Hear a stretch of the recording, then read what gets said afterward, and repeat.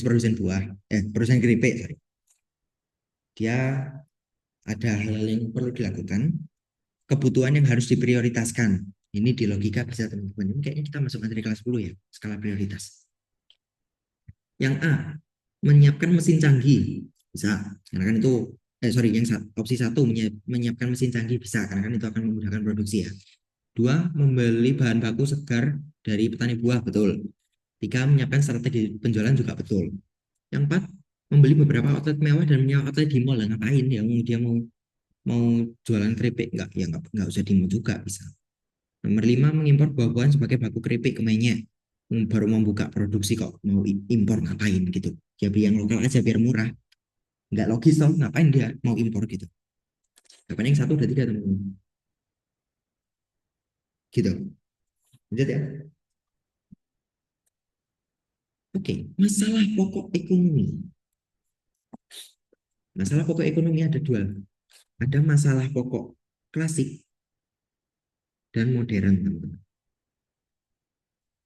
Masalah pokok ekonomi klasik kaitannya sama produksi,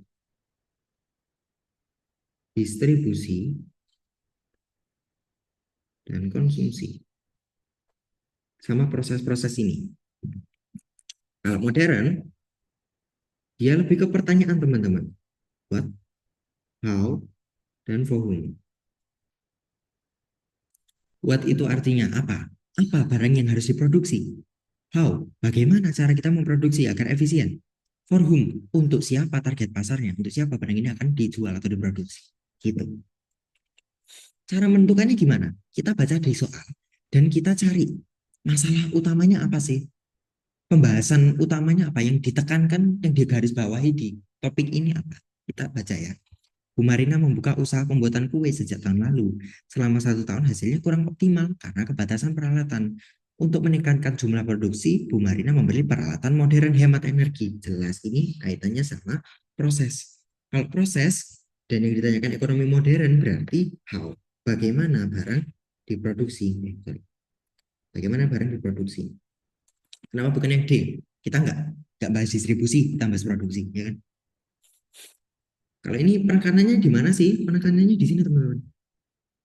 Usaha kurang optimal, ya kan? Masalahnya di situ. Terus dia membeli peralatan modern, itu kan kaitannya sama bagaimana biar proses produksinya optimal. Apakah dia menentukan untuk siapa produknya? Enggak, dia enggak mempermasalahkan itu. Apakah dia mempermasalahkan apa dia harus produksi apa enggak? Wong dia udah bikin kue dari tahun lalu kan dia udah nggak bingung masalah itu. Yang bingung adalah masalah gimana cara produksinya biar bagus. Maka jawabannya ini.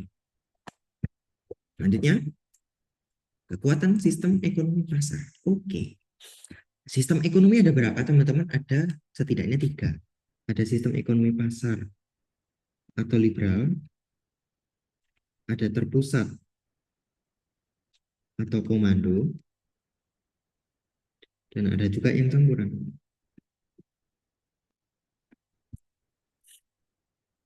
Di sistem ekonomi yang pertama yang pasar teman-teman. Di sistem ekonomi pasar yang berperan dominan itu perusahaan dan masyarakat secara individu. Mereka bebas, tidak diatur oleh pemerintah. Pemerintah hanya sebagai perannya cuma dua, teman-teman. Yang pertama, menetapkan peraturan. Yang kedua, menyediakan barang-barang publik. Barang-barang publik ini apa sih? Kayak jalan raya, rumah sakit, sekolah, jembatan. Itu. Pemerintah perannya cuma itu. Sisanya dilakukan oleh swasta. Dampaknya apa? Yang pertama, dampak positifnya dulu ya. Dampak positifnya kalau pasar, sistem ekonomi pasar itu yang pertama, barang itu bersaing. Ya enggak? Barang itu kualitasnya jadi bagus. Persaingannya tinggi. Kenapa? Ya orang berlomba-lomba untuk jadi untuk mengambil keuntungan, ya kan? Karena orang berlomba-lomba untuk mengambil keuntungan, mereka masing-masing berinovasi dan produk-produk yang dihasilkan pasti berkualitas gitu. Ya kelemahannya itu tadi persaingan. Karena adanya persaingan, jadi eh, ekonominya nggak stabil, naik turun gitu. Lalu kalau ada orang yang kaya dan dia bisa menguasai pasar, dia akan makin kaya, sedangkan orang miskin akan makin miskin. Itu di pasar. Kalau dia terpusat, pemerintah yang pegang kendali. Jadi semuanya punya pemerintah, teman-teman. Faktor produksi semuanya itu punya pemerintah, swasta nggak punya apa-apa. Dan di, apa, pemerintah itu melakukan planning ekonomi, planningnya sentral teman-teman. Jadi kamu kerja apa itu ditentukan pemerintah, gitu. Nah, kelebihannya apa? Satu, tujuannya jelas untuk menyejahterakan rakyat, gitu. Tujuannya jelas. Yang kedua, stabil, ekonominya stabil karena nggak ada persaingan, gitu. Ya, eh, pemeran utamanya pemerintah jadinya stabil karena nggak ada gejolak apapun, gitu. Kelemahannya apa? Produk yang dihasilkan bisa jadi jelek karena produsennya cuma satu ya pemerintah, dan yang kedua dampak negatifnya muncul monopoli pemerintah, produksi tidak efisien, tidak ada persaingan, itu teman-teman. Itu di ekonomi komando. Kalau campuran, gampangannya ya Indonesia ini swasta berkembang, pemerintah juga ikut andil. Ikut andil pemerintah dalam apa? Satu, BUMN. BUMN itu kan 51 atau lebih 51% atau lebih sahamnya dipegang pemerintah. Perusahaan-perusahaan BUMN itu kayak PT KAI dan lain-lain yang dikuasai pemerintah. Itu kan mereka juga eh, jadi peran pemerintah juga, nggak kayak di komando yang semuanya dikontrol pemerintah, tapi nggak juga kayak di liberal yang pemerintah nggak ngapa-ngapain. BUMN itu termasuk apa, andil pemerintah di ekonomi campuran. Terus sesuai dengan Undang-Undang Dasar 45 pasal 33 ayat 2, ke, sumber daya yang menyangkut hajat hidup orang banyak itu dikuasai pemerintah. Contoh listrik dikuasai siapa? PT PLN. Minyak dikuasai PT Pertamina. Seperti itu. Air dikuasai PT PAM. Itu yang di campuran teman-teman. Nah, kita lihat di soalnya. Yang ditanya adalah kekuatan atau kelebihan sistem ekonomi pasar. Yang mana? Satu, pengakuan terhadap hak milik individu. Betul. Karena di sistem pasar pemerintah nggak menguasainya. Satu, betul. Dua, kegiatan ekonomi digunakan untuk mencari keuntungan sehingga sering melupakan hak orang lain. Nah, ini sistem liberal juga, tapi kelemahannya. Tiga, jurang pemisah antara kaya dan miskin semakin lebar, ini kelemahan juga. B, barang berkualitas, ini benar. Lima, produksi efisien, benar. Berarti jawabannya 145. Lanjut, nomor 34. Oke, ini circular flow diagram. Jadi, flow ekonomi satu negara itu kayak gini, teman. Ada dua pasar. Ada pasar output, ada pasar input. Pasar output itu pasar barang dan jasa. Pasar output itu pasar barang jasa. Pasar input itu pasar faktor produksi. Kan kita tadi udah bahas ya di awal, faktor produksi ada empat. Ada SDA, SDM, modal kewirausahaan. Pasar output, di pasar output teman-teman, terjadi jual beli barang dan jasa. Jadi kalau di nomor satu kan dari rumah tangga produsen ke rumah tangga konsumen. Berarti apa? Yang terjadi di nomor satu, eh, produsen menjual barang ke masyarakat. Itu yang panah nomor satu.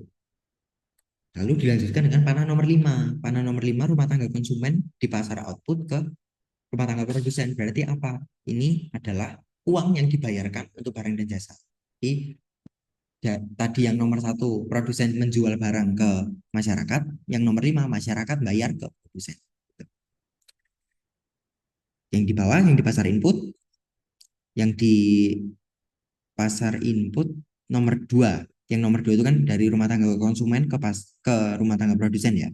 Itu berarti masyarakat menyediakan faktor produksi ke rumah tangga produsen. Contohnya apa? SDM, pekerja itu loh teman-teman.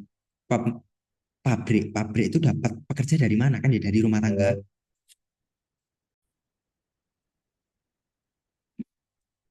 Itu yang nomor dua teman-teman. Kalau yang nomor tiga, dari rumah tangga produsen ke konsumen, produsen bayar faktor produksinya, dikasih balas jasa. Imbal jasanya apa tadi? RWIP, rent, wage, interest, sama profit. Nah, ada juga pemerintah teman-teman. Dari rumah tangga konsumen dan produsen masuk ke pemerintah. Apa yang masuk? Mereka bayar pajak.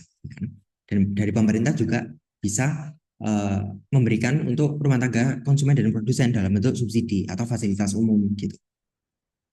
Oke, kita lihat di nomor satu menunjukkan apa? Kalau balas jasa, kalau opsi A itu nomor berapa? Balas jasa yang diterima rumah tangga konsumen. Nomor 3. Permintaan faktor produksi dari rumah tangga produsen itu nomor 2. Permintaan barang dan jasa oleh rumah tangga produsen. Nah, ini salah. Malah salah. Harusnya kalau permintaan barang jasa ya rumah tangga konsumen toh. Ini salah. Penawaran faktor produksi dari rumah tangga konsumen. Itu nomor 3 juga. Sorry, nomor 2. Nomor 2. Yang E, pembelian barang jasa oleh rumah tangga konsumen. Ini jawabannya, teman-teman. Oke, nomor 3, 4 yang E. Lanjut. Nah, ini. Nomor 35. Kita diminta nyari harga dan jumlah keseimbangan pasar. Jumlah dan harga keseimbangan pasar, kuncinya,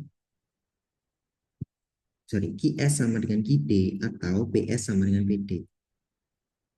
Q itu quantity, P itu price, S itu supply, D itu demand. Kuantitas atau jumlah barang dan harga di supply itu penawaran, demand itu permintaan. Kita harus punya fungsi supply dan demand. Maka kita harus mencari fungsi. Kita harus cari fungsinya dulu, teman-teman.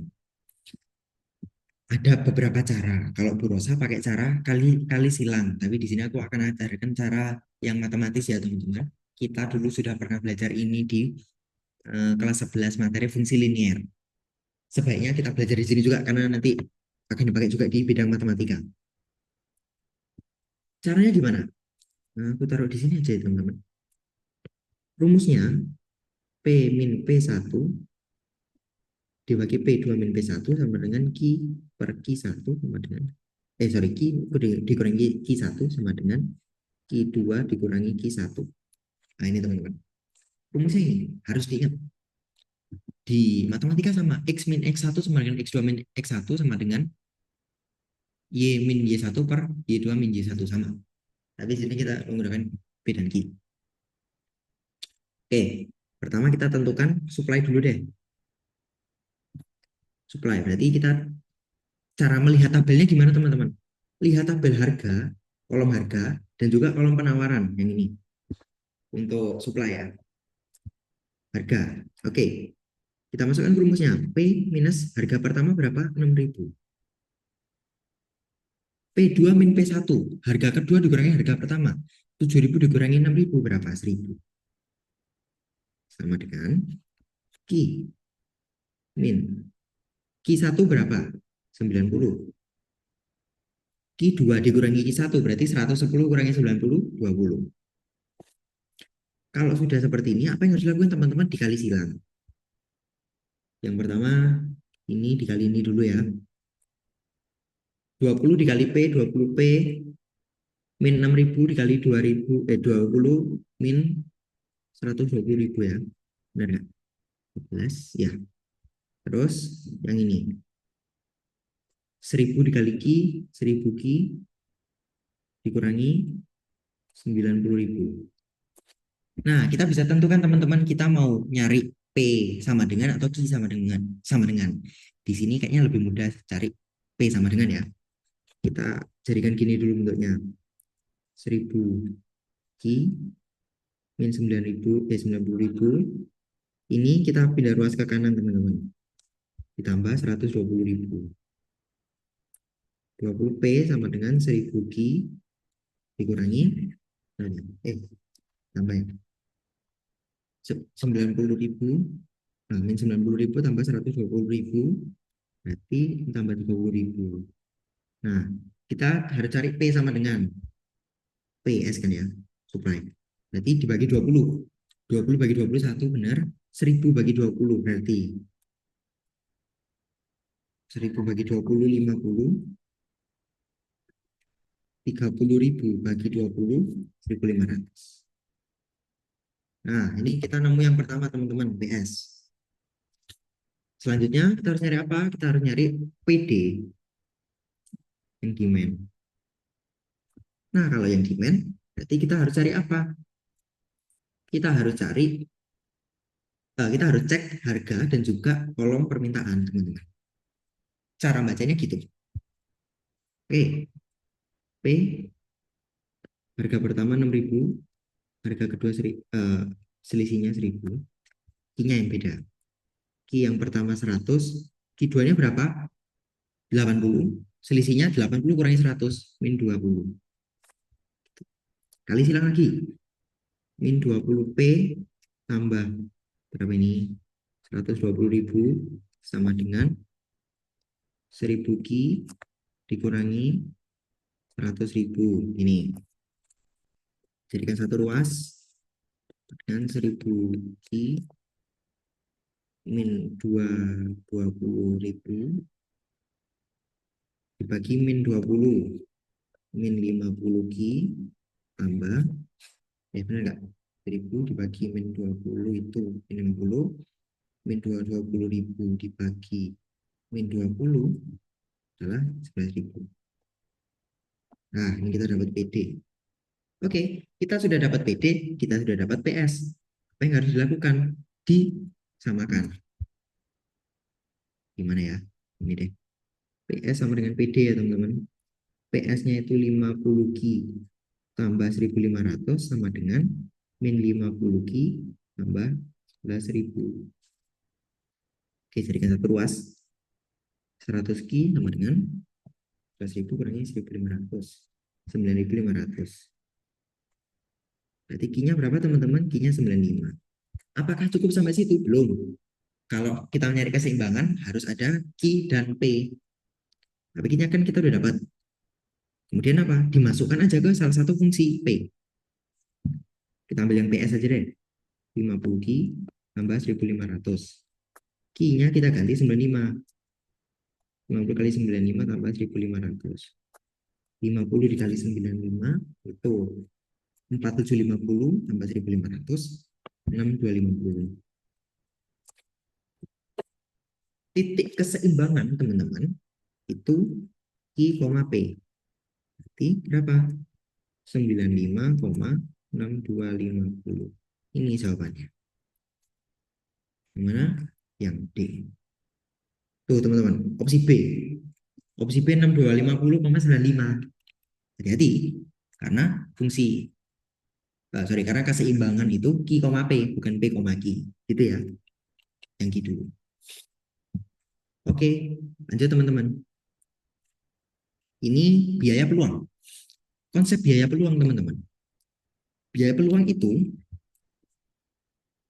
pengorbanan terbesar yang tidak diambil untuk mengambil satu keputusan. Kita lihat di soal. Andre baru lulus SMA, dia bisa kuliah dengan biaya 20 juta. Atau dia bisa bekerja di bidang garmen gaji 4,5, atau meneruskan usaha orang tuanya sebesar 7 juta gajinya. Kalau dia mau kuliah, berarti kan dia tidak bekerja di garmen, dia tidak melanjutkan usaha orang tua. Ya kan? Biaya peluangnya berapa? Ya, berarti antara gaji di garmen sama gaji di orang tua, mana yang lebih gede? Ternyata gaji di orang tua berarti 7 juta.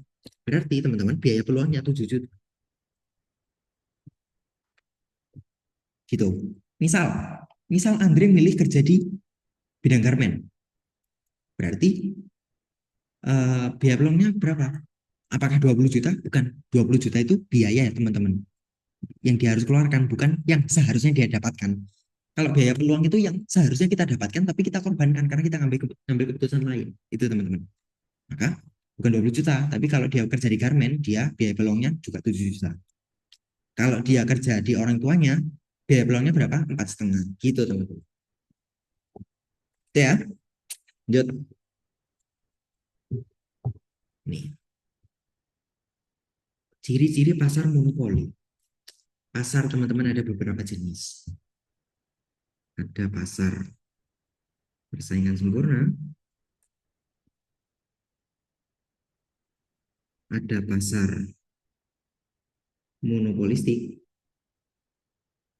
ada pasar oligopoli, ada pasar monopoli. Kata kuncinya teman-teman. Pasar persaingan sempurna atau pasar persaingan gitu aja deh. Pasar persaingan ini barang barang homogen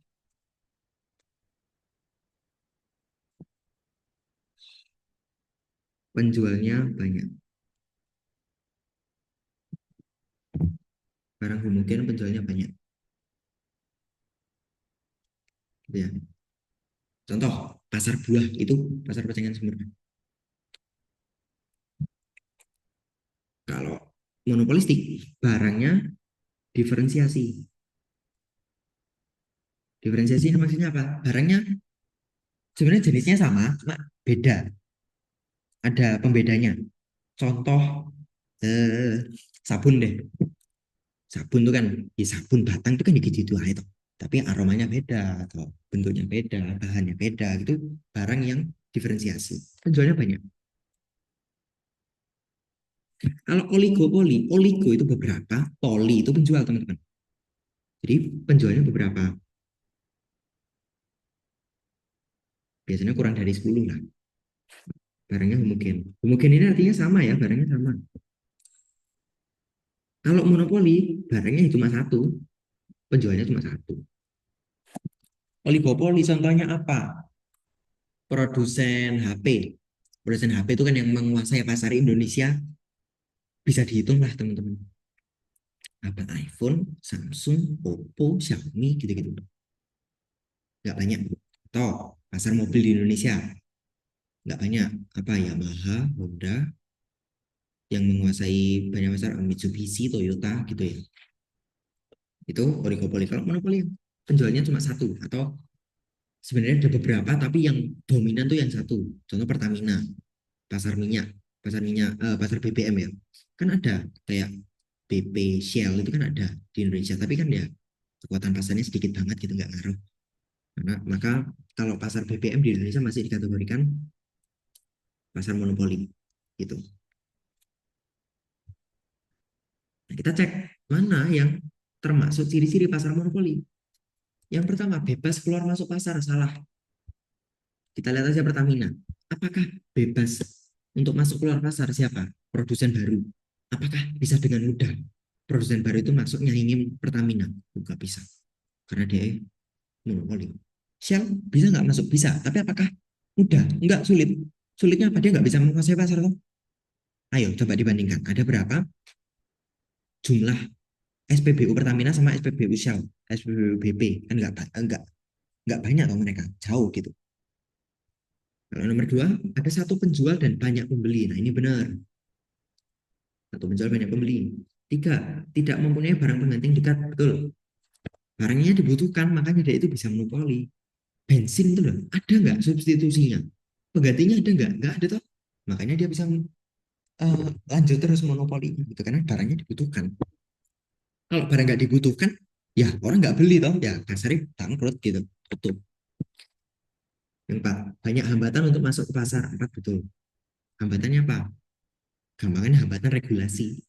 Contohnya itu tadi, Undang-Undang Dasar Pasal 33 Ayat 2, sumber daya yang menguasai hajat hidup orang banyak dikuasai pemerintah. Contohnya apa? Minyak bumi. Bisa nggak perusahaan itu ngambil nyomot minyak bumi dijual? Sulit, karena ter, terhadang sama regulasi gitu. Nomor lima, barang dan jasa yang dijual bersifat heterogen. Ini tidak ada pasar yang barangnya heterogen, teman-teman.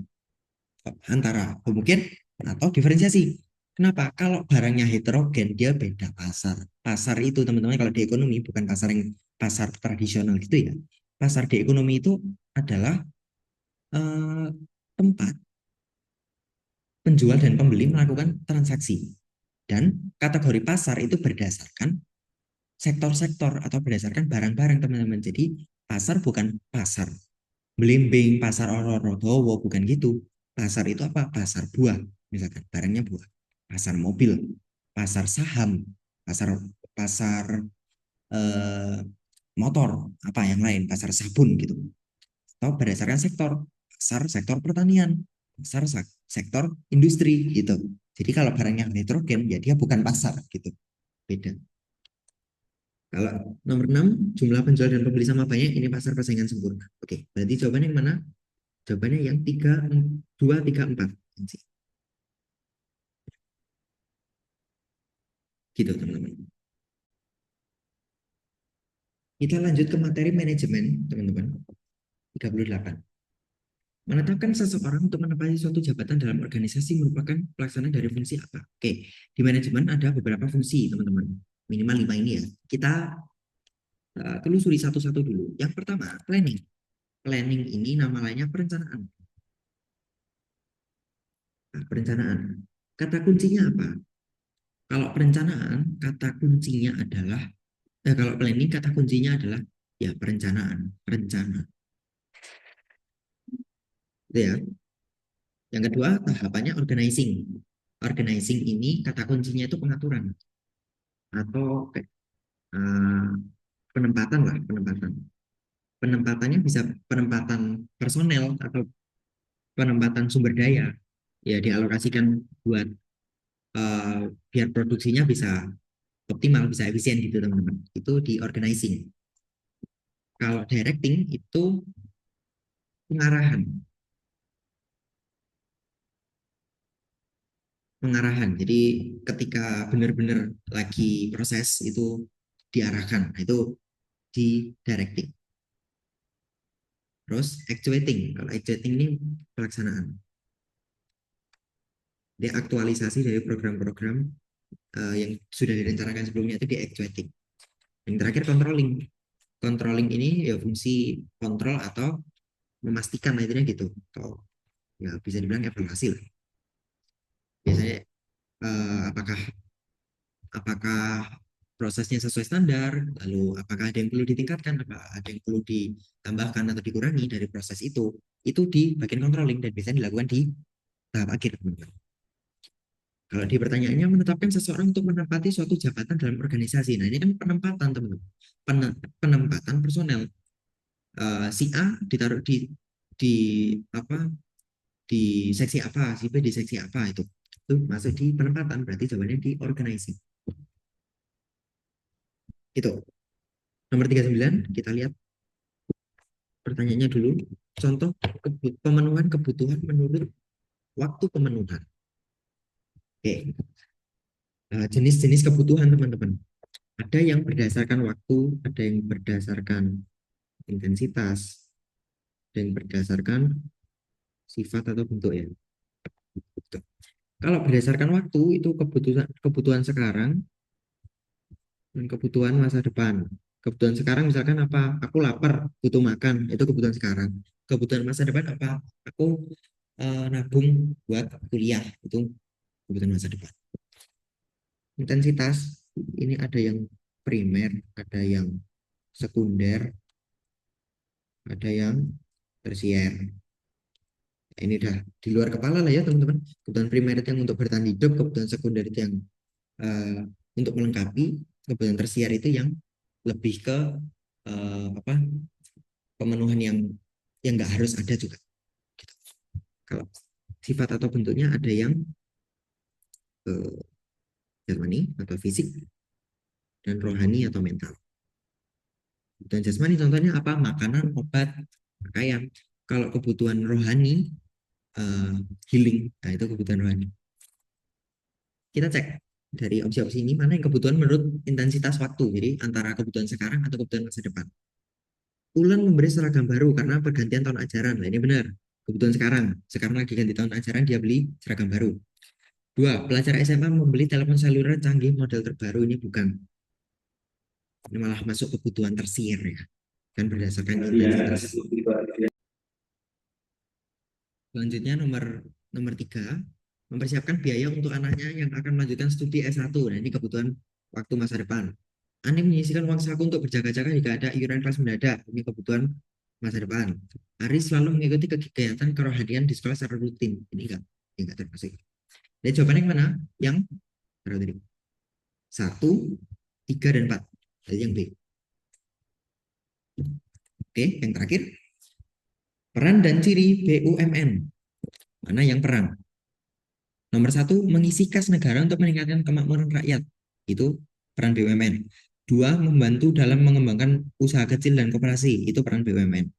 3, perintis kegiatan usaha yang belum diminati sektor swasta dan koperasi. Itu peran BUMN. Jawabannya yang 1, 2, 3. Loh, yang 4, 5 kan benar. Iya benar. BUMN itu bentuknya Perjan, Perum, dan Persero. Sekarang udah nggak ada Perjan ya. Bentuknya sekarang perusahaan umum dan Persero. Nomor 5, modal 51% atau lebih, atau bahkan 100% milik pemerintah. Benar nggak? Benar. Tapi 4 dan 5 ini bukan peran BUMN, teman-teman. Ini ciri BUMN. Gitu. Yang ditanyakan apa? Peran. Ya nggak? Oke, itu teman-teman pembahasan tryout pertama ekonomi tahun 2024-2025. Selamat mempersiapkan diri. Good luck untuk SP-nya. Semangat.